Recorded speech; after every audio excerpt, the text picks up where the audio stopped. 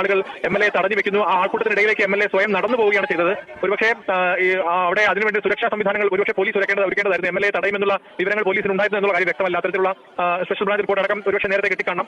അങ്ങനെയാണെങ്കിൽ പോലീസ് അത് സുരക്ഷ ഒരുക്കാമായിരുന്നു. പക്ഷേ ഇവിടെ എന്താണ് സംഭവിച്ചെന്നുള്ള കാര്യം വ്യക്തമല്ല. MLA വഴിയിൽ തടയുകയും കയ്യേറ്റം ചെയ്യുകയും ചെയ്തു എന്നുള്ളതാണ് ഏറ്റവും അതിന്റെ ഗുരുതര സ്വഭാവം മനസ്സിലാക്കേണ്ടത്. അങ്ങനെയാണ്.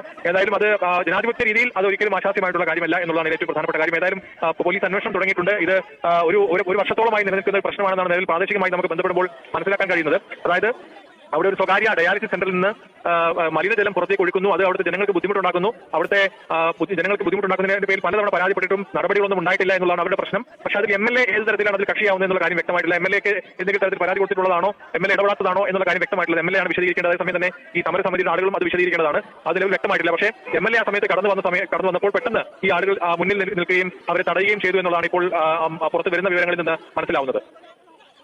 അങ്ങനെയാണ് ഈ ഘട്ടത്തിൽ വിവരങ്ങൾ പുറത്തു വന്നുകൊണ്ടിരിക്കുന്നത്. നിയാസ്, ഇതിൽ പല കാര്യങ്ങളിലും വ്യക്തത വരേണ്ടതുണ്ട്.